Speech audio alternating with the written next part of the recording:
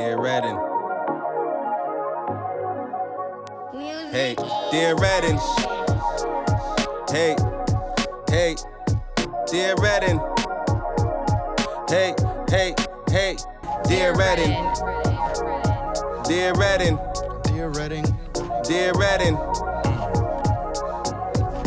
Dear Redding.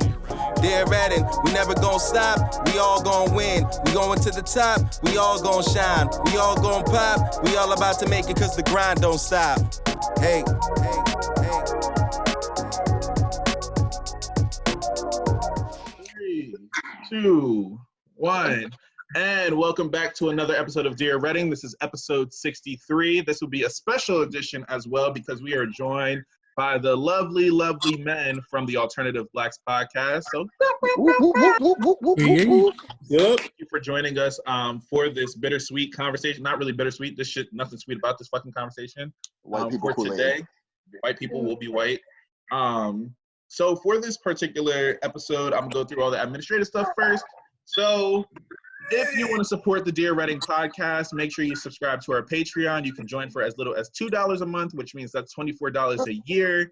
And that is just a longer term commitment. So we do appreciate everybody that's currently subscribed and look forward to many more, hopefully, please and thank you. So if you go to patreon.com/DearRDG, you'll be able to join our Patreon as well. And then if you want to support us with a non-monetary way, you can also subscribe wherever you listen to podcasts. If you're on Apple Podcasts, and then leave a rate and review. If you're on Spotify, make sure you give us a follow and a listen. Other ways you can support this podcast is letting us know when you are listening to this podcast.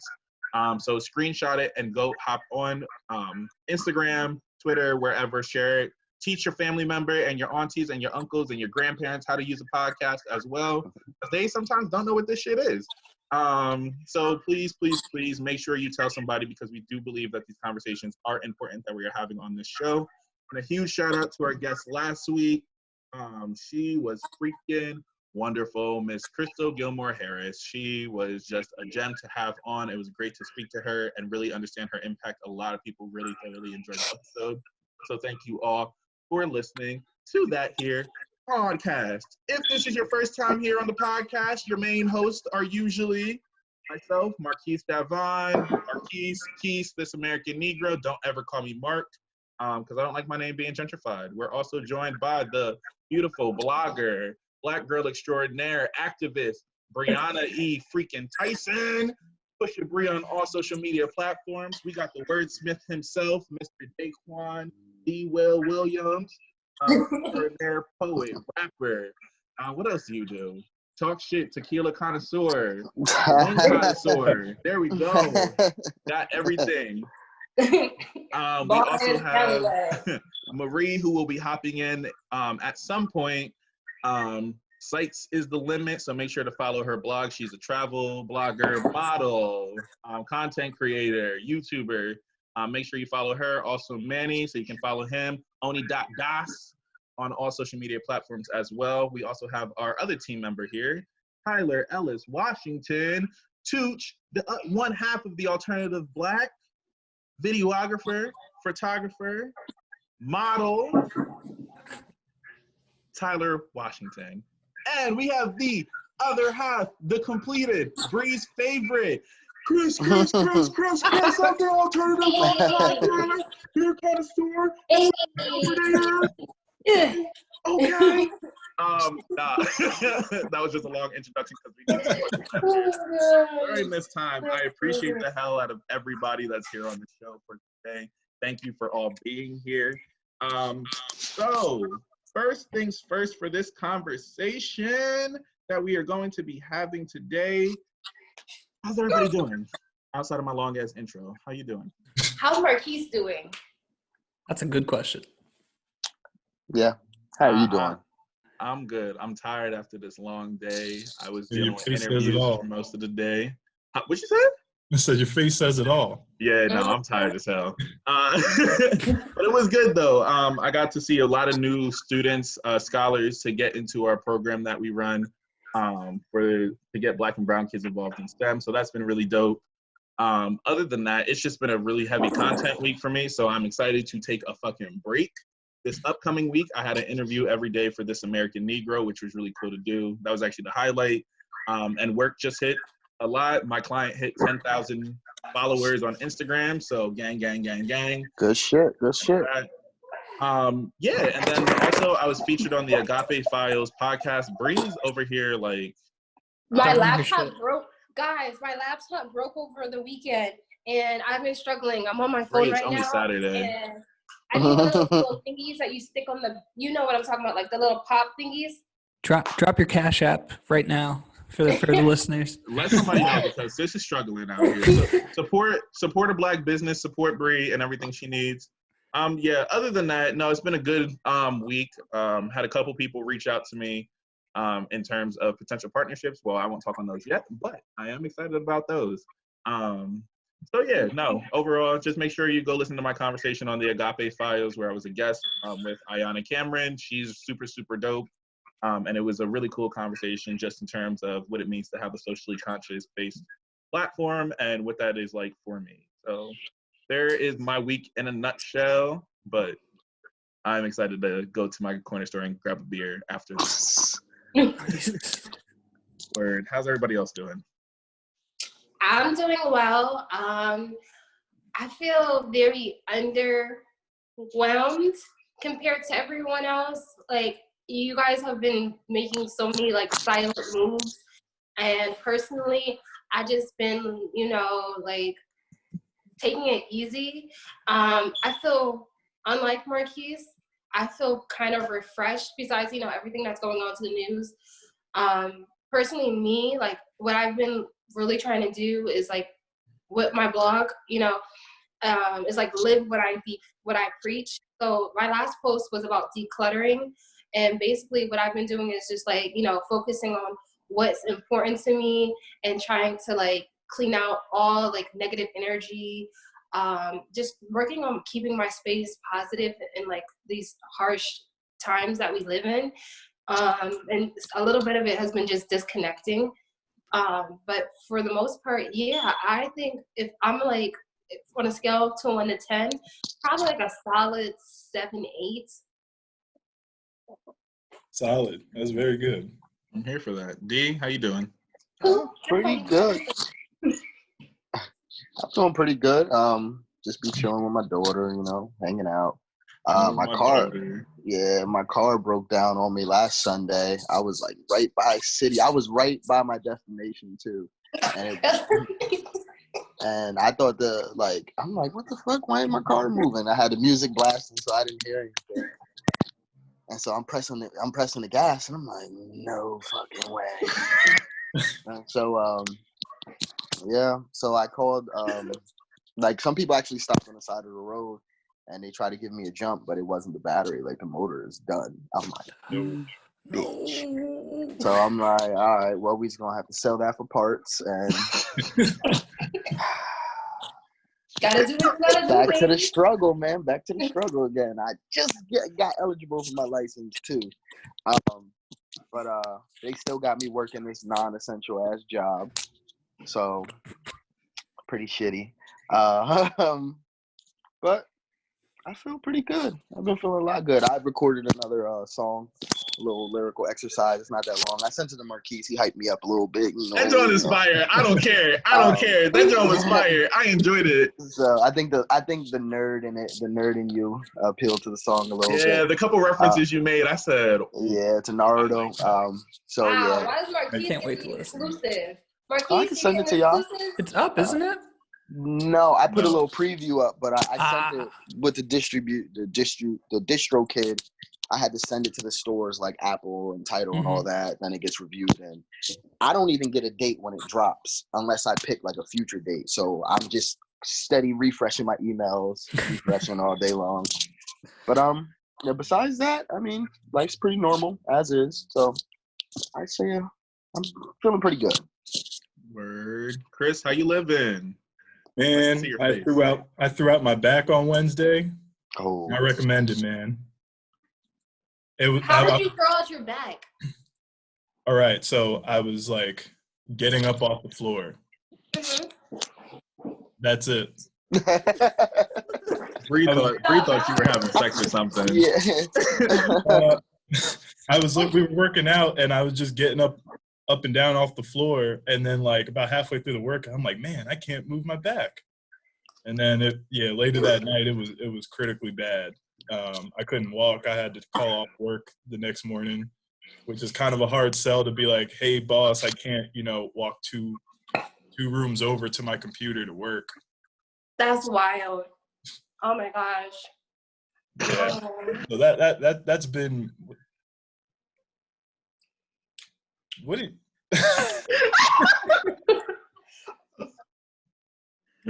Bree, stop eating your pickle like that. No. Stop eating your pickle like that. No.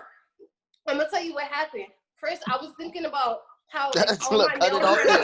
Just cut it off there. Oh my God, I hate you so much. My male friends are all like away. Just cut it off I don't have there. no, for real. This is what it is. So I was stressed because Oh my God, it's just getting worse. I wanted to make fried pickles over the weekend. Y'all saw it in the group chat. I made bomb-ass fried pickles. Like, I was so upset because I couldn't open the jar at first, right? And I was just like, damn, this is what it needs to be, Seco. Like, maybe I need a nigga because I cannot open up this jar. It was so, I could not. And I was like, Jesus, please give me the strength of my ancestors. Don't bring the ancestors into this, Bree. Oh, God. Not the ancestors. Oh, God. Oh my God. And you know what's wild, D? It's Jill Scott's night. That's what I was thinking. Whatever. Oh, shit. Oh. That's why you got your hair all done up, Jilly from Philly. Okay. Only one reason. Okay. To pull the hair back. Mm. But I gotta go with my girl Erica about Dude, but we'll say that. D-Well, I don't know. I think it's gonna be hard. Yeah. You know what? We got kids that listen. Oh, you're right. So Tyler, Tooch, my guy. How you living? Chris, I hope your back feels better. I'm living. The internet got me just shaking my head. I do it to myself though. I go into comment sections and just read the insanity. I do that a lot with writing Eagle stuff just to remind myself of what's out there in Berks County. Sometimes I don't pay that attention and I forget about all the peoples. So today got me in a mood, but for the most part, I'm all right. I dropped one of my videos dropped for the client and has 1,000 some views and likes and shit like that, and I'm just like, this is awesome to see my work out in that capacity. So I'm on a high with that, on a low with comment sections. Always on a low with comment sections. Always. Yeah, definitely. Trash. All right, on to more positive news. Let's give some roses. And giving roses is a section we developed just to make sure that we are still giving roses to people while they are still around. So is there anybody that did something really dope this week, something that you wanted to shout out, somebody, celebrity, non-celebrity, regular person, whatever, that did something cool? Mm-hmm. I want to shout out myself. No, I'm joking. I know. Type energy. I like that. I always get on my motherfucking nerves. It's because when you recall, you and Marie had made that comment and said I was LaToya. Yeah. That was last season, wasn't it? I've been slow. It's been a slow burn. You said LaToya? I think. Did you call me LaToya? Girl, we said luggage. What are you talking about? See, whatever. And we're walking. You get on my nerves. Anyways. It's okay. Oh, wait. I'm supposed to be giving roses to people. Roses. Oh, well, this comes out, a day before Mother's Day. And comes out the day after Mother's Day. So shout outs to all my mothers, sisters, who else? Aunts, grandmothers, stepmoms. You guys are amazing. I don't know what the world would do without you. So shout outs to all the moms. Y'all make life dope. Word. I would Anybody second that. I'm gonna give my roses to that couple that actually tried to help me out because they didn't really have to do that. You know, they swung all the way around the block, helped me push my car on the other side of the road, and they tried to give me a jump, and they stayed with me until I could get my car taken and shit. So whoever you guys were, shout out to y'all.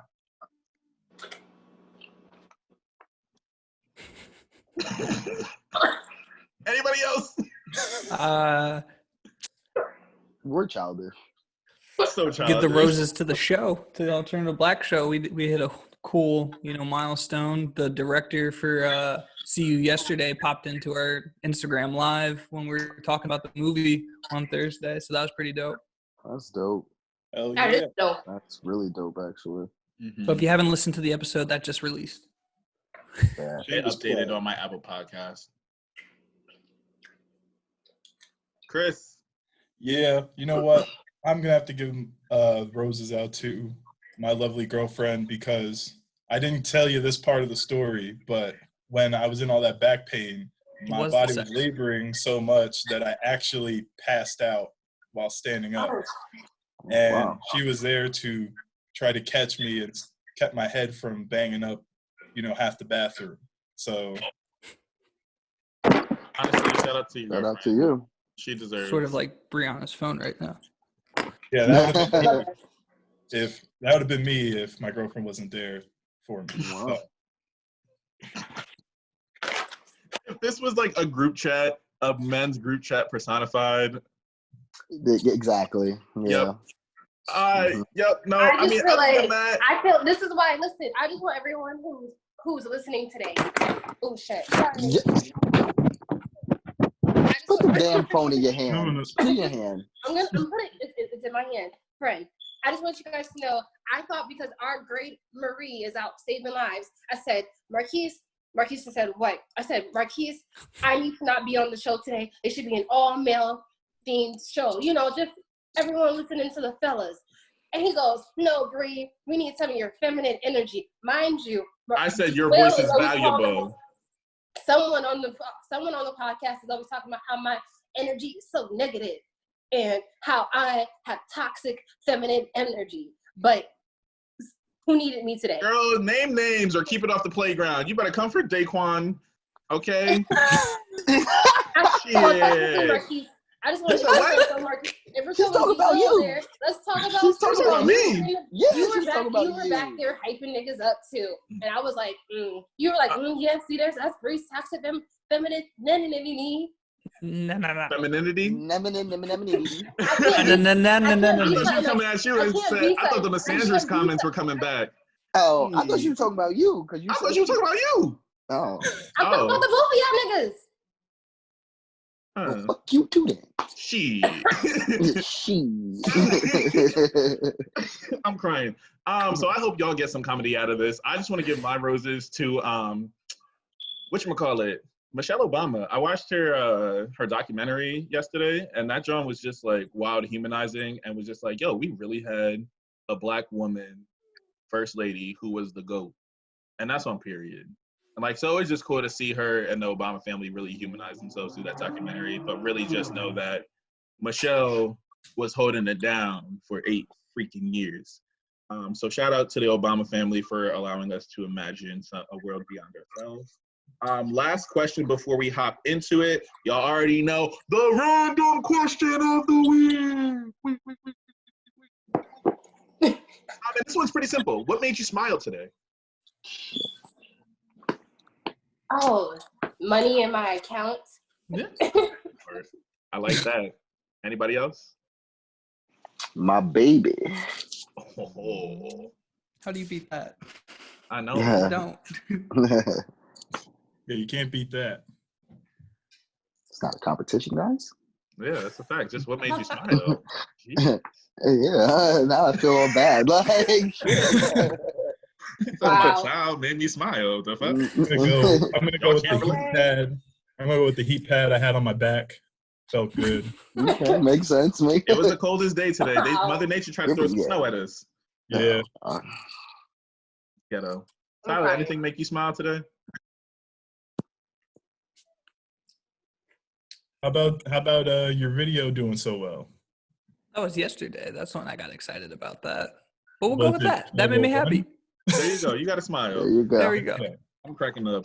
Today while we were interviewing a bunch of kids, one of the students during my activity, me and Amanda were in the same session, and this little nigga definitely like burped in the middle of the section. And you know how like on Zoom it lights up whoever's talking. Why the little nigga said, like we all know it was you, and you didn't even say excuse me. Nasty. That don't have me crying, and I'm sitting there trying to keep a straight face because like all the people from National are on like this call too. So it's just like, so he just ain't gonna. It was so hard for me not to crack a joke because I really just be clowning these kids like, you really nasty for that, and did not say nothing. Like, who raised you? So that shit just had me weak today. I was really cracking up and was just like, I don't need to be working with kids. So, word. So thanks for sharing everything that made y'all smile today, because those also made me smile. So I'm glad that y'all also found time to smile today. Y'all know I got a quick question. What's your question? Can y'all hear that baby crying? Okay, y'all can't hear him. Okay, my nephew is going crazy in the other room. Jesus, he is snapping. But continue. Sure. Put it down. Word. So we ready to get into this episode? Yes, sir. All right, that was a nice little long intro. Thanks for sharing that. Remember, if you smile at least once a day, it could be a good day for everybody. So today's episode, we really just had a very, very, exhausting week, just in terms of death that's been happening, murders that's been happening towards Black people, and just really how that's been affecting us overall. So this episode, we're really going to start focusing on how whiteness is truly affecting us overall during this quarantine. And we see murders happening. We see our legends passing away. We had 2 of them today. So the passing of Little Richard and Andre Harrell. But then we've also seen murder happen on social media as well. And then also just in the news, there's been a lot of violence and a lot of whiteness really just doing white things. So we see protests happening. We're also seeing white people be violent towards cops and protesting this they're trying to like protest the lockdown. And apparently there's one happening in Philly tomorrow, which I'm just like, what's wrong with them? Go to Harrisburg, get away from us. Honestly and truly. So we're really just gonna talk about like where we're at overall with everything that's been going on, and then ultimately lead up to the conversation about Ahmaud Arbery and what we really ultimately start feeling about that. So I really just want to start off with how is y'all's spirit, how is y'all's doing after this week, in particular when it comes to violence against Black people? Down, like Exhausted. Yeah, that's a better word. Exhausted. It's kind of like, when is it gonna end? You know what I mean? And it sucks that it's like, damn, you wake up, open your phone, first piece of news you see. That's the first thing you see on every social media, from Facebook to Snapchat, like everything. Mm-hmm. So it's tiring. It's exhausting. It's like, damn, like when is it gonna get better? Yeah. When are we gonna have, like, when is the target gonna be taken off of our backs? Mm-hmm. Exactly. I was going to say something very similar to that. It's gotten to a point where I don't even look at my phone because it felt like that. I felt like every time I turned on like my phone to look at a notification, and it was about somebody getting killed or somebody passing. And it just kind of took a lot of the energy out of, like, took the wind out of my sails and stuff. Yeah, every time you see something like it, you put yourself in that situation, especially when there's video footage of it. You can almost see yourself in the video, and it brings it right to you when you have a video attached with it. So yeah, that's where that's again where the comment section comes back to hurt you. Oh my God! But I find myself forcing myself to go through comment sections like that because I need that reminder, that I know how I feel and I know how like my community feels about it, but I need to be reminded about those people because that's what happens. Those people that are in those comment sections are some of the most dangerous people because those are the ones that will hunt you down in a fucking pickup truck and fucking shoot at you. So. Bree, how Yeah. you? Basically, at this point, it's like, I don't know what the phrase is for someone. I think I have a little bit of PTSD. And I say this as a Black woman, I'm so used to it that You're desensitized. yeah, not necessarily desensitized. I am, but I'm not. I'm more like, oh, I can't post this on my social media. Okay. I feel so guilty, guys. I feel like I want to share this news, but then I also know what I'm bringing into other people's life and like the energy that this is. And it's so wild to think that this is the energy that we all have to carry in order for us to progress and actually see some type of resolution. I'm tired, and I don't like putting that negative energy to other people. But yeah, I'm definitely like over like social media. Yeah, and that's really where I wanted to take the next question, because I know like this week, I just at this point, simply put, I just felt hopeless. I was just like, we got the Rona killing us, we got natural causes killing us, we got white people murdering, we have police violence, state sanctioned violence. Is really everything here. And so I accidentally saw the fucking video of Ahmaud being shot. And that I was not ready for, because it just crossed timeline. I said, oh, what's this? And then pop, pop. And I said, oh. And like that shifted my entire mood. So like, did anybody else see the video either intentionally or unintentionally? I saw it. So Intentionally, yeah, I saw it. Intentionally, yeah. And what was that response for y'all like? Because we know like social media, once that's out, we see this happen over and over again. So can we just talk through that part a little bit of what it is for y'all to see like this violence happen right on your screen?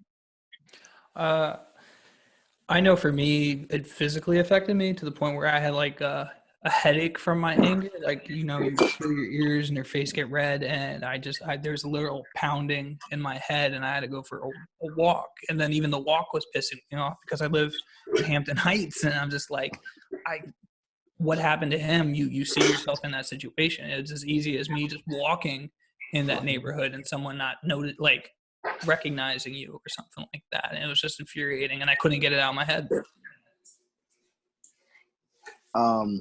For me, I seen it was all down my timeline on all, like I said, all my social media. So I read the caption and I'm like, not yet. So I waited a little bit, and it got to a point where I couldn't avoid it. It was like, all right, so I watched it, and it was just like he said, like it immediately got a headache. It's like infuriating that this is still happening. You know what I mean? Like it's not going anywhere. These people are still trying to get away with doing things like this. So it's like, it's just sad. It's draining as fuck. yeah, and it's every time you see it, it's just like you're seeing it for the first time, in terms of how it affects your mood, how it affects your psyche. But it at the same time, you're not shocked by it, and that's probably the scarier part. You know what I mean? That it's not as big of an outrage in terms of like, I'm shocked by this. It's more like, yep, this is that bullshit that I thought was about to happen. And every video, there's like, man, I could see how they're going to try to frame this, because it keeps moving and shifting away, with the particulars. And then, you see him going around the truck, and it's just like, oh, well, they're going to say, oh, he was attacking us. Look, see this video, he ran around the truck, he could have ran away, all this other stuff. And it's just like, I'm just waiting for all that to come to pass in terms of the trial, and how they're going to say, oh, he violently attacked us, because this rang true for the George Zimmerman and Trayvon Martin trial. I followed that very closely when it happened. Right. And this seems like another instance of that. It's this vigilante justice thing in these southern states that have these wildly open laws towards standing your ground. random people, just shooting whoever they think might be threatening to them and jumping behind that law to get it done. So I'm just waiting. I'm just waiting for that. I'll be following this trial closely too. So there's already some BS in the works with how it's been handled this far, because it took how long just for these men to be arrested? So was it 2 months? Just about. Yeah, 74 days. It took 74 days, and they said the only reason that this was even happening, or the arrest even occurred, is simply because of social media. If people weren't posting about it and talking about it, we probably wouldn't have gotten this far. And I'm with Chris. I don't know necessarily what's going to happen because, just like Mike Brown, Trayvon Martin, and Eric Gardner, you can name, Marquise, I'm sure you could name at least 20 more Black men and women who have been, murdered, minding their business, and haven't gotten any justice. No, and that's the part that's kind of like scary.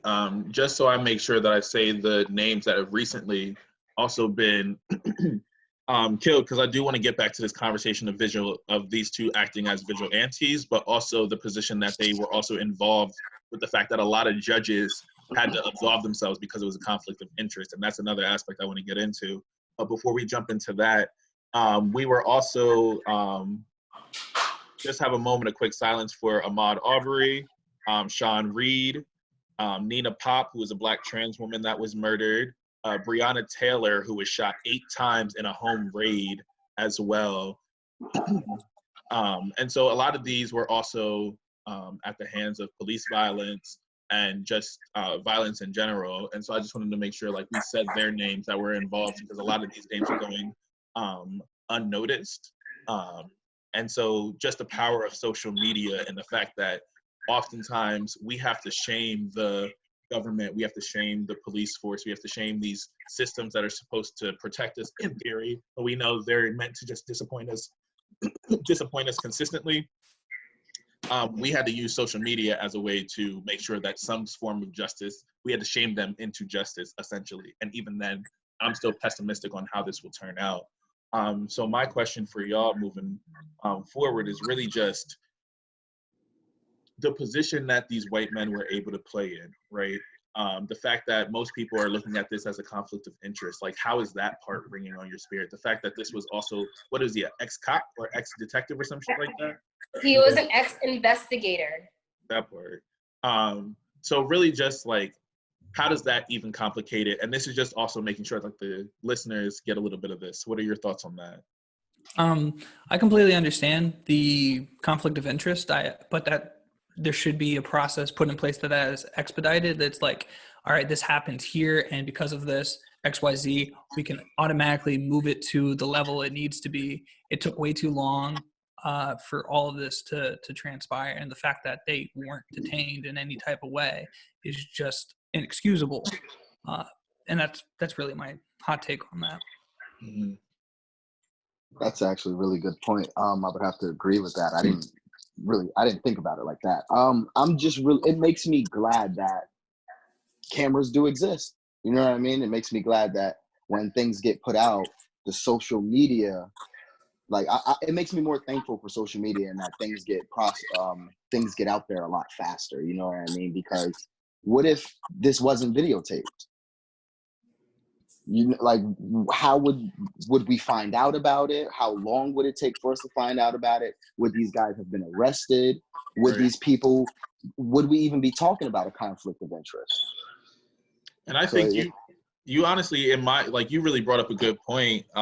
Just talking about like what happens if video evidence wasn't there. And so this just really is the same conversation that our grandparents were happening this entire time in the existence of Black people in America. It's been like a fantastical kind of thing. So it's just like, no, they're lynching us. No, they created this system designed to kill us. No, they have done this thing that is specifically targeting Black people. The war on drugs, we're trying to tell them, you're going to target Black people. We talk about slavery.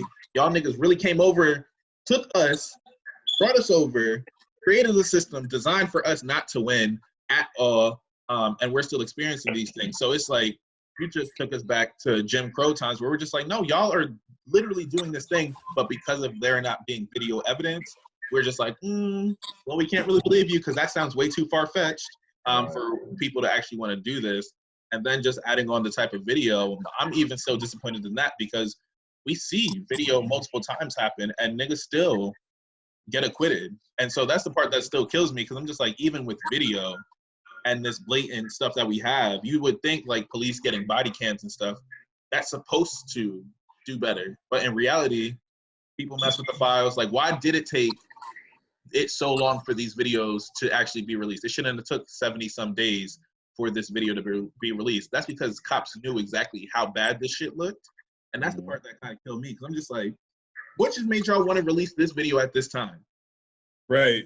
And one of the judges that would eventually say, oh, I have a conflict of interest, I need to bow out, originally said that, oh, you know, they're fine. And then all of a sudden it's like, oh yeah, I have a conflict of interest. I know them. So you know, the system is so entrenched in law enforcement and justice is it's such a messy system of interconnections. Everyone got money somewhere and interest somewhere. And the fraternity of, you know, law enforcement, you know, just kind of not taking accountability for things, you know. You know, it's great to say that, you know, all cops aren't bad cops, great, but what are you doing to mitigate those issues? Because it's not about that single person. See, when it's, you know, when it's law enforcement, when it's white people, it's always that single person did something bad that's not reflective of our community. When a black person does it or a minority does it, now it's all of them are like that. And you have to fight against that. So that this is just another reminder of the fact that, you know, we're going to see these guys, this guy was a cop or an ex-cop or whatever it was. Not only do we have vigilante justice similar to George Zimmerman, but now he also was a cop before. You know what I mean? So he was trained to handle situations. You can't say he was some guy that was like with George Zimmerman. It was about how he was a horrific fighter. He was scared and terrible. You know, don't mind the facts of the case, but that's how he got acquitted. So I'm interested to see how they defend this one here, because this man who is an ex-investigator or cop should supposedly know how to approach a suspected person or suspected criminal. And clearly you don't do that by jumping out of a pickup truck with a double-barrel shotgun pointed at him. Right. Because when you go back and you take a look at the tape and you hear how they just said stop. They said don't move, damn it, and like there's a gun pointed at you. Like, you fucking kidding me? Like, you have two responses: it's the fight or flight. If he would have ran away, they would have said that proved his guilt. He fights, it proves his guilt. And like, what are you supposed to? Are you literally telling me you would stop there because all of the gun-toting, like Second Amendment right people are the same people who are just like, there's no way I would let somebody who's holding a gun at me hold a gun at me. Like, it's my right to fight back. Like, blah blah blah. Like, you have all of this stuff that's convenient for them, but turn it around on us, and it doesn't apply to us anymore. And that goes back to we had a whole episode on the Constitution, how that is meant for us and how it's used against us, and it comes into play here, I think, too. Yeah, I'm in agreement with everything that you guys are saying. Like, to wrap this up, you know, I just honestly just think that it's scary that, you know, everything that our government is built on is, you know, people. It's just so crazy that I don't even know where to start. It's like, we know the logical people, us here that are on the podcast, and then people who listen to us, we know right from wrong, right? So it's like scary that other parts of our community do not. Like, what makes you hop out of bed with your and your son too, grab a gun to chase down someone who wasn't threatening your life, who wasn't in your home, you know, like that type of vigilante, and it's the fact that we have a government that is okay with it, and not only is okay with it, but by not doing anything is seeming to justify, like, if George Zimmerman would have gotten the trial that he was supposed to have, would this father and son duo have done what they done and hunt down, because it was a hunt. Like, if you saw the video, and from what Chris was saying, like, I didn't watch the video because it's been traumatizing people, and I just can't do it. But the fact that, you know, we could have saved the life had George Zimmerman been tried for murder. Had Trayvon Martin been given the justice that he was supposed to have, we wouldn't be having this conversation today. And we have another Black man whose birthday was 2 days ago, and was 25, and had his whole life ahead of him, and was hunted down and killed in the streets for doing the most American thing, taking a jog. What could be more American than that? I don't know. I just think it's all trash, and I definitely think that the time is now. If you are not into politics, you need to be worried for your friend, your coworker, your husband, your wife. If you have anybody that you care about, you definitely need to be tuning in to what's going to happen in this trial, and you need to utilize your voice. No, and I think he brought up a couple good points as well. Like, even just bring up his age. Like, I remember, like, there were a shit ton of Black people, just people getting killed in Reading, and I was like, damn, am I gonna make the 18? And then I found out some of their ages were 21. Then I was like, all right, that's a new marker. And then Nipsey passed, and I was like, all right, 33 or 31's the new age I'm trying to get, whatever. And I'm just like, each time it just makes you think, like, all right, let me just get past this. So when I have like specific birthdays, like now 25, I'm like, damn, am I gonna make it at that point too? And it's like, that's just an honest conversation, and I'd be having that with my students, because a lot of them are seeing like a lot of young death happen too. So we have to think about Pop Smoke, XXX, like they see a bunch of young Black people not making it past like the drinking age. And so that's just another conversation to be had too, is like, how does this start traumatizing people? And I think that's another part of the conversation, is the fact that this murder in particular had such a visceral reaction during this time as well. I think not only being compounded with quarantine, but also the fact that normally after these, there's a specific kind of way, like Black people gather to show a demonstration of injustice and like when we're upset. So we don't even have that opportunity to protest right now and to really just have that release on what this is supposed to look like, because of the fact that we have COVID. So we can't even gather in like large groups. So how are you also, each of you, having this release? And I only bring that part up in terms of protest because these white people are definitely protesting like lockdown and ain't shit happening. Tyler, you're muted. Sorry.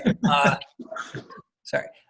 That was another point that I had brought up on a couple different occasions, because the fact remains, the protests that eventually did happen, I think on May 5th down in Georgia, those were put on hold because of the lockdown. And then Georgia, I think, was lifted at the time when they did have the protest. However, you see a community that is affected by violence still have the wherewithal to say, you know, we can't do this the way that we want to, or because if they went out, you know, they would have been criticized for how they assembled. However, then you have these groups out in front of state buildings with assault rifles, masked. You can't see who they are. There's people forcing themselves into these buildings with said weapons that are in the face of officers.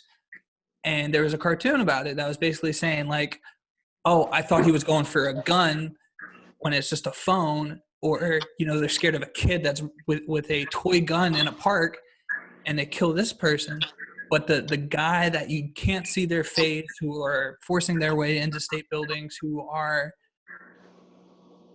potentially, well, definitely more of a threat than any of these other cases, cops are unfazed. They're not flinching. And it's just like, how can you look at these two situations and not see the issue here? Mm-hmm. You're It's choosing strange. It's so strange because those people are supposed to be the anti-establishment people. Like, their politics are, we don't want government in our shit. We don't want government to do anything. We just want to be out here and do whatever the hell we want. Mm-hmm. You know, yet it's so strange. It's so strange how the government or the police react to that type of person who doesn't want to be regulated, you know, like the rest of us. It's a very strange dichotomy there, where you have someone who is actively in their ideology against you, yet you feel more safe around them than a child walking down the street or a guy going for a job. Mm-hmm.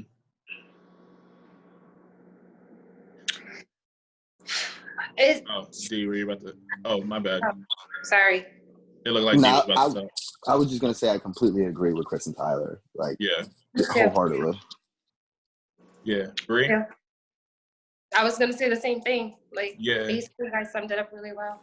No, and I think that's just another part of the conversation, because we had to hit this on really just seeing, like, not only just like the blatant murder and what that looks like to go viral, but also understanding that these images are going to be traumatizing and really do cause PTSD for a lot of Black people who see these images. So just being cognizant of that. So be mindful when we see people revisit, because we see this debate like, should we show the video? Should we not be showing the video? All right, well, Emmett Till's mom showed this body versus this. And at the end of the day, it's also just realizing like that is somewhat of a false equivalency, because she did that, and the people that lied on her son, lied on Emmett Till, still had a quiet life and still were never actually found guilty until she was on her deathbed and was just like, I lied, and then wanted to just dip out. Like, that shit's corny. So at the end of the day, I think it is still like just being mindful of these equivalences that we're making, and also understand and being mindful that this is just some way for people to just make sense of this kind of situation too, if that's the only frame of reference that we know to talk from. Excuse me. And so just wanted to make sure we gave this conversation the respect that it's due. So does anybody else have any lasting thoughts before I overall finish up this conversation on this? I feel like I said what I needed to say.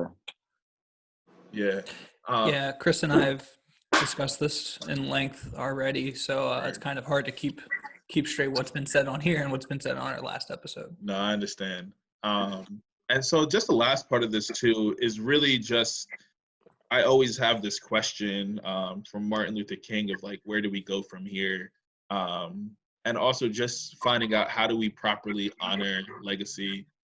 So with the passing of not only everybody that was murdered this time around within the last month, we also lost Little Richard and Andre Harrell today too. And so I do think that both of them, when we look at them as a whole and their career as a whole, we're also witnessing like Black culture be made out of nothing. We're watching Black people make a legacy out of nothing. We saw Andre, who really brought together like a new level of what cool looks like in the music industry. His legacy of fucking Mary J. Blige, Diddy, like all these big names and stuff, and just knowing that he was able to make this establishment and disrupt the fuck out of these big white establishments too, that they would not let us into, especially because he disrupted respectability out the wazoo. He was like, we're cool regardless. So my question for y'all moving forward, especially, and also the architect, the pioneer, your father of rock and roll, Little Richard.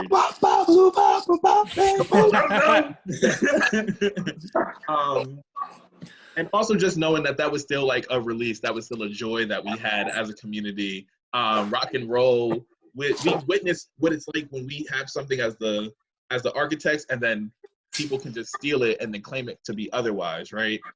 So I think that's just another thing where it's just like there's still a moment for us to be joyous and knowing how to live in that balance. I know that violence juxtaposed with like our celebration of music and how we celebrate our lives, it's always difficult because we always live in like this weird middle space of that all the time.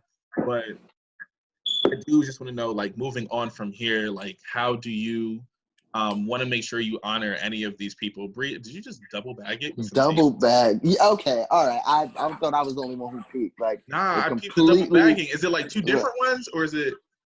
No, so one doesn't give me, so for people who are listening, I just made some tea. I usually use 2 of the yogi tea bags, and the reason I do this is because one doesn't feel like enough flavor. I just like when I have a drink, I need I need flavor in my tea. So what I did was I put 2, but then the first one was, the 2 that I had were really old. So I actually am triple. Got a third one? Bruh. You might as well just chew the tea bag at this point. At that point, like, just suck on the tea bag. Jeez Louise. Just chew the tea. I love you, Bree. But it's really just like this idea. I'm cracking up. We really just squirrel. Where do we go from here? We witnessed, and I just want to reiterate, like, we're witnessing murder and death and violence towards Black people from multiple fronts. We're seeing the political violence. We're seeing police violence. We're seeing COVID. That bum bitch keeps trying us, like, over it. But then we're also seeing, like, these ideas of how we try to still uphold and protect whiteness. Like these think pieces about the Karens and bullshit. But then also just seeing people have the caucasity to still do this. Because I feel like once white people figured out, like, COVID was mostly killing Black people, then niggas started going out even more.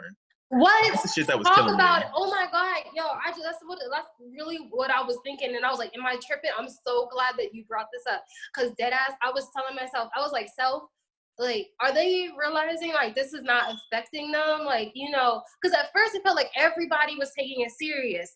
And then, like, as more, like, the more the reports went on, and it was just like, oh, you were seeing the people who were passing away. And if you look, it's like healthcare people, like, from media standpoint, look what the media is putting out. It was like, oh, another nurse passes away. Oh, these nurses, and usually it's in an urban community, who are, we're not seeing rural areas discuss their losses. We're seeing big communities like DC and, Philadelphia, New York. So. Oh, she literally went off. Oh. Oh, snap. Tyler! No. So, Marquise, can I ask you a question? Since we're not being super serious right now, how does it feel to be in my position today? Just think about it. Just think about it. Look at the cast. I was thinking about it earlier. I said, wow. That's why I was really hoping Marie could still find, like, a quiet closet to hop in, so that way there would be a balance of some of some skin tone. I said, oh, light skins. Yo. We're taking over. Seems like a good episode You to didn't me. say that. I'm saying it now. This is our show. This is the Beige Rage episode. Get ready. Beige episode. The Beige Rage episode. Oh, I guess her phone died though. Oh, okay. I knew that was gonna be her comment. Let me not. We're recording still. Just edit that out. I'm not. I don't have time for it. This is the best joke of all time. I know. Going back to that conversation though, in terms of how do you carry on, like, legacy? How do you honor them?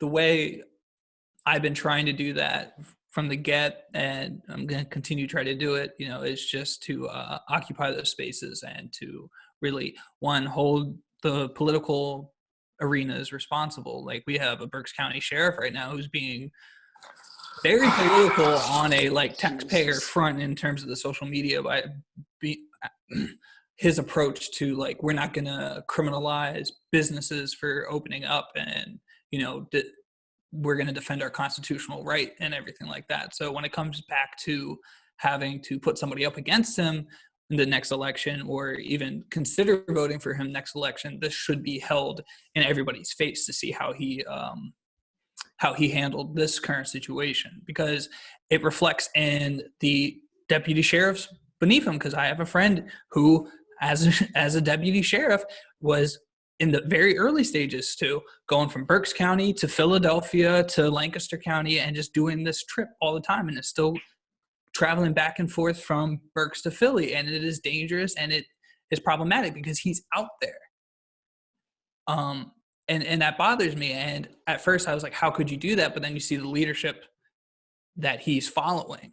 Right. So there's that. But by putting people like holding these positions in terms of politics, or even as a creative, you know, really taking ownership of the narrative, however you do it, if it's through music, if it's through video and photography, really making sure that you're sharing stories, or that you're at least using your platform to have the voice and put what needs to be said in the forefront. I think that's the most important thing.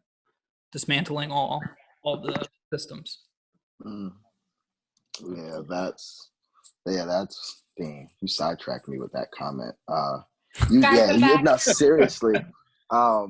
That was dope. But yeah, using your platform to hold people accountable, I would definitely have to agree. Like, hold them accountable 100%. This is not, these people can't, they were young or you know, naive or uneducated or anything like that. If you do something fucked up, you know, you have to apologize at the end of the day, one, and that's just on a small scale. You know what I mean?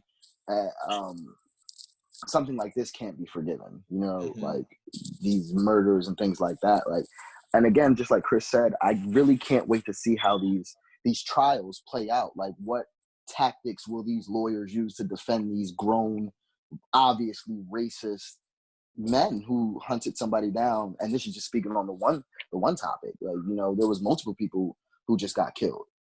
So I would definitely have to agree with that. You definitely have to hold people accountable. Everybody. No, and I think that's also a fact too, because whatchamacallit, you even saw them try character assassination already. Like, they were already like, oh, well, in high school he had a thing where he shoplifted one time, and that was like literally like 10 years ago. Like, sir.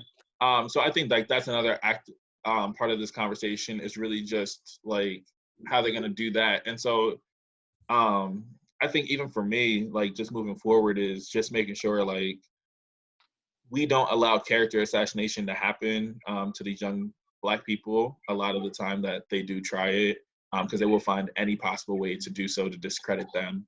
And also just keep utilizing the platform in the way that I know how. It's the reason that podcasts like Dear Reading exist. And our purpose was really to just reclaim the narrative of our city. So really just understanding like how intentional are you utilizing your platform, but also what kind of energy are you bringing? Some people know how to make sense of things from a political standpoint. Some people bring laughter. Some people bring critical conversation. Working with these students is just another way for me to just get ahead of things. So really just kind of understanding that is really how I want to keep honoring a lot of these people, a lot of our greats who really established something that was meant to go beyond themselves. They created something that was meant to help Black people in the long run. Like, that's really just what's been my focus. So even if we're just looking at like Andre Harrell, or we're looking at Little Richard too, they created spaces for Black people to thrive, Black people that would not be considered outside of respectability to thrive. And also just telling them like, no, we run this shit. Like, at the end of the day, you have no choice but to acknowledge the greatness that Black people are. And that's why they will continue to try and murder us and keep us down. And that's the part that I'm really going to leave on, because I'm about to get on my Hotep kick, and I don't want to do that right now, because I was really just about to, they can't see us happy. They see us happy. That's the problem. Versus they saw niggas happy. They see us running stuff. You have no denial on the fact that we have the greatest fucking culture of all time.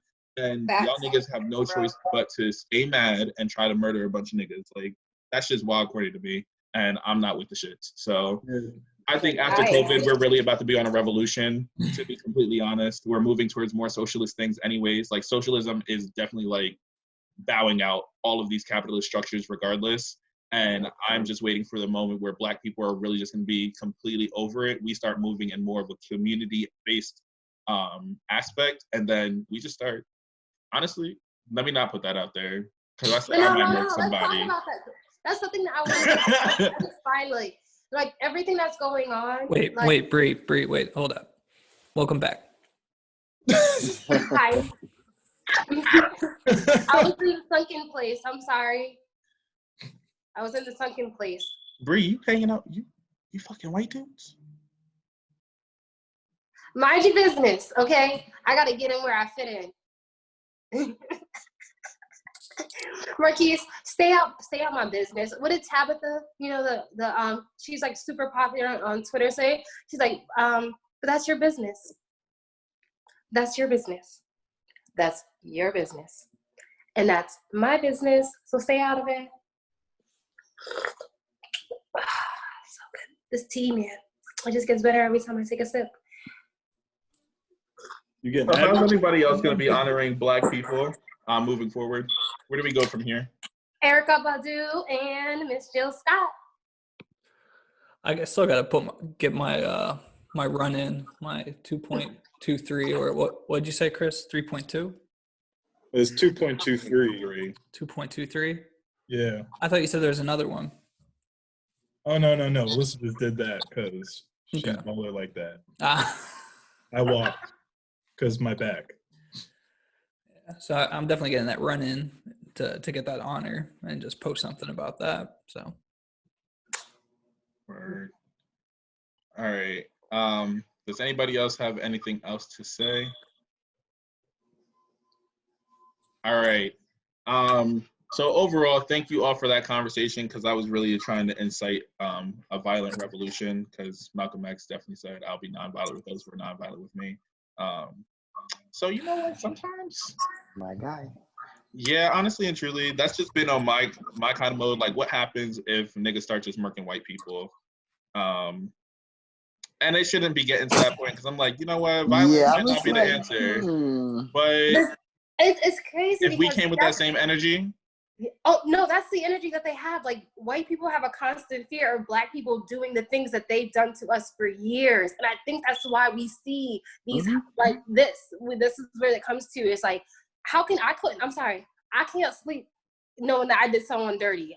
I would be, and that's what you see. I feel like a lot of this is white guilt. Like, and they say a lot of people project onto other people, and that's what I feel like. It's just like, these people, if you were a private investigator, and that's, someone has brought up, like, we need to look back into all the cases that he's had, because for real, if you can do this as a civilian, can you imagine what you did with a little bit of authority? Like, and that's why niggas is tired. I am tired. Everyone is fucking tired of the same status quo. Like, something has to come from this. Something good. We lost a life. I don't want this man's life to be in vain.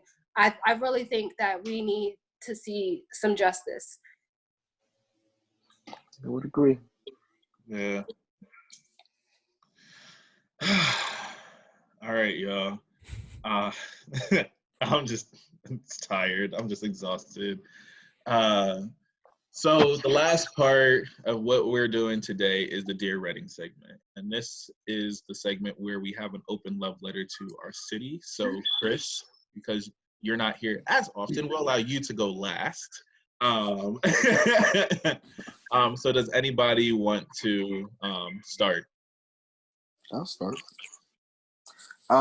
Dear Reading, like mentioned earlier in the episode, hold people accountable. Not only others, yourself as well. Be intentional with your platform, your whatever you do, whatever it is you do. If you're a blogger, you're a YouTuber, you're a rapper, you're a podcast, whatever you do, be very intentional, and don't be afraid to speak out on something that's wrong. Because I know there are a lot of people who don't speak out because they're afraid of the backlash. but your voice won't be heard if you intentionally silence it. That's it. Bree, Tyler. Dear Redding, you're more powerful than you realize, and you have a lot of momentum to take and push something forward. I think we're definitely a city of ideas. We have powerful ideas and strong conviction.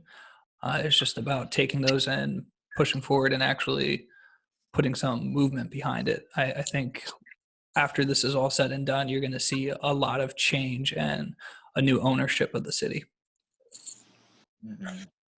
Well, dear Redding, love thy neighbor.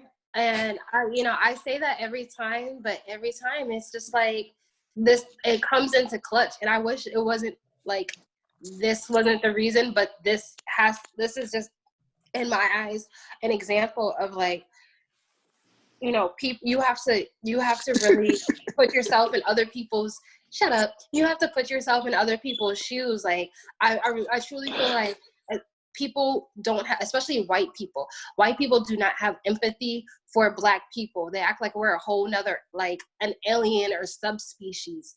And I'm like literally tired of it. Like, I have so many times where it's microaggressions that happen to me all the time. Even when I was little, and like, it wasn't until I got actually like to this big age that I realized like all the microaggressions that have been really like from like white women touching my hair without, or touching me, just because they come into like my space.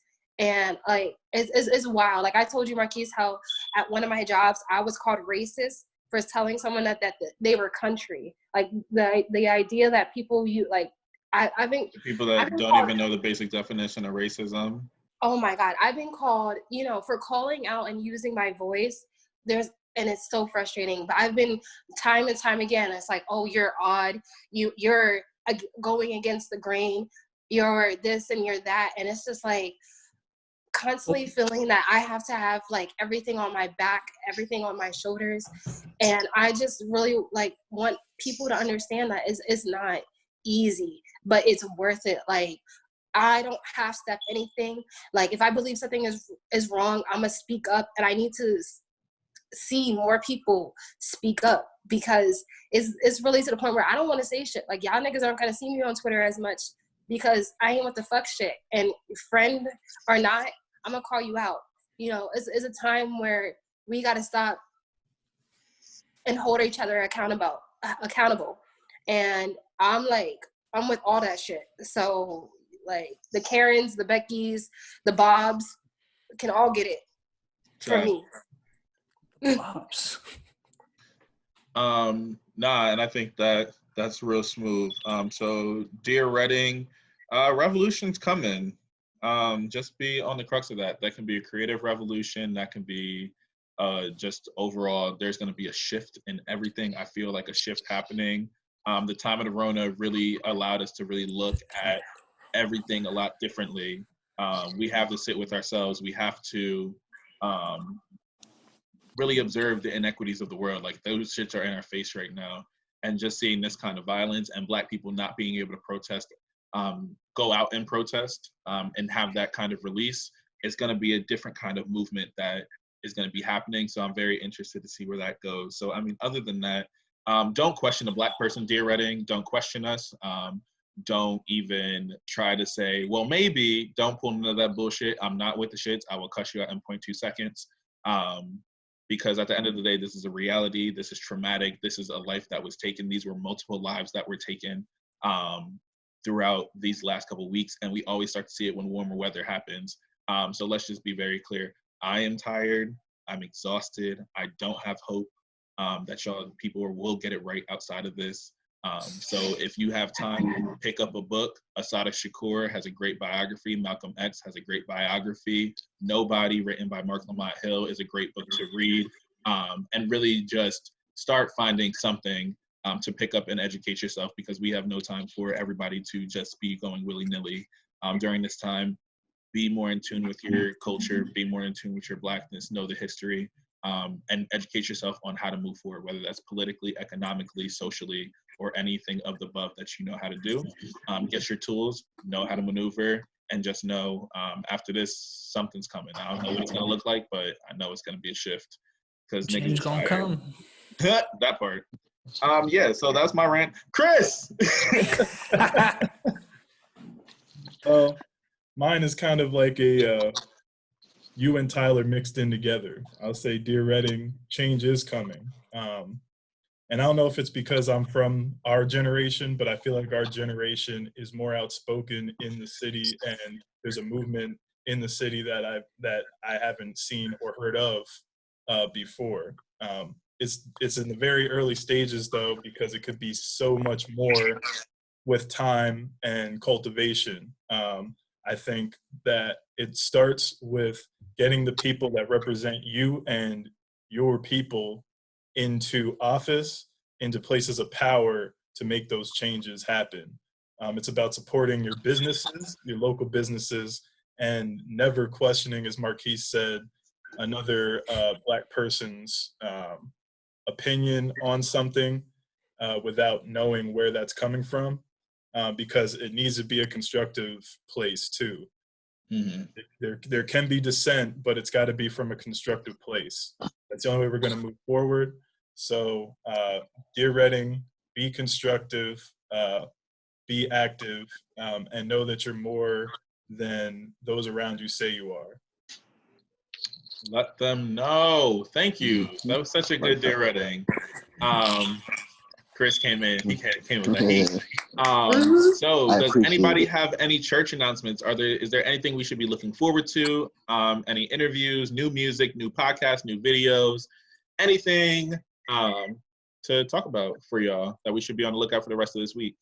Well, you know, Alternative Blacks live every Thursday, 7 p.m. Eastern Standard Time on Instagram. Gang, gang. And the conversation is getting better and better. I appreciate y'all. Chris, you got anything else fun coming up? Oh, man, I'm just, looking. Well, fun would be my back getting better. Yoga. For real. I've been having so much from working at home. And this goes for our listeners too. Like, I thought it was a joke, but nigga, I've been doing yoga. I'm serious. I'm going to send you the link, Chris, because I fuck with you.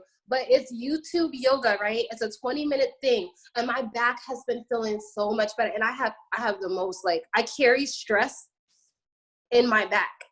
And this yoga that I've been doing, 20 minutes, no lie, hand to God. This shit has been amazing. My back has not hurt for 3 days now. And I've only been doing it consistently for a week. Really, I'm going to send you guys the link in the group chat. I'm telling you. I don't want to yoga. I don't want to hear it. I'm going to tell When I was talking about meditating and practicing Tai Chi and doing yoga, niggas didn't want to listen. So I don't want to hear it. I can't wait for this video to come out. I don't care. Thank you, Bree. Oh, shit. D, you got any church announcements, or are you just waiting for the track? Yes, sir. All right. Wait. Speaking of that Tai Chi, that would be dope at City Park in the summers. Just some people leading that shit up at the band show and just everyone just following that. That would be dope. Yo, City Program Tyler in the building. Look, man. Got 1 million of them. Wow. That's actually a great idea. I can't stand y'all niggas. I'm waiting for it. You call that the beige rage, but make it fun.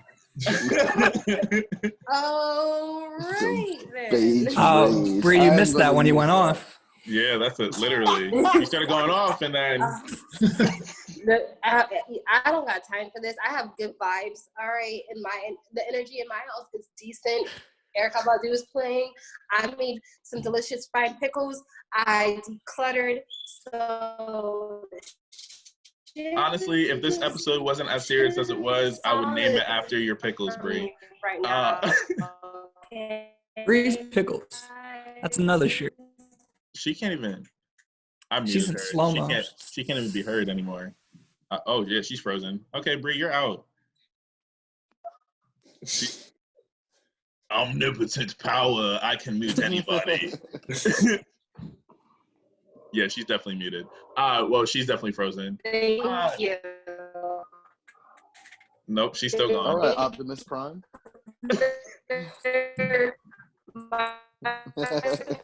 I muted her, so I'm confused. Okay, so That's all everything. That's everything. I don't have any church Oh. announcements this week. I am definitely taking a break from just the over content put out. So just go back and re-listen to those episodes. Most of them were kept short, but each of them were really fun. Black educators are wild lit, and that's pretty lit. Other than that, I can't tell you about some collaborations that are coming up, but I am excited moving forward. So I do hope everything works out. Bree, are you good now? Because you were gone. You some. I'm well, guys. I just want this episode is serious, and I feel like I don't want to take Okay, let's, away Yep. Sounds like a video game. Yep, she is gone again. seriousness of the conversation. I want people to understand this is what I'm just telling you, like, Black people are constantly, we deal with it by laughter, but like this is serious. Like anybody on this all right. podcast You know what? could You keep going in and out. you Bree, I got what you're saying though. This is the one time I will mansplain you, and I do apologize in advance because your mic keeps going in and out. Yeah, Bree, just cut. We can't hear you. Cut it down. This is how niggas deal with their trauma. We can deal with a very, very serious topic and deal with the stress of people being murdered. But then we also can still find ways to laugh and smile and bring joy to the airwaves. We have to cope in some way because Black existence always lives in that big ass duality of violence and celebration and knowing that these things happen simultaneously. So Bree, I mansplained you a little bit. I apologize for mansplaining you, but the way your mic is set up and your connection, your Wi-Fi is basura with an R. Gotcha. A couple of them. Name this podcast. I want you to name this. All right, I'm head out. Okay, yeah. So on that note, it was nice fun. seeing everybody. Don't forget, we got to get them Love Thy Neighbor shirts made. And, and I appreciate having the Alternative Blacks podcast on here. It was a dope moment of solidarity for the most. Thanks for having us. Thank you. Thank Yep. you. So we're gonna go. Bye, Bree. See ya. See you guys.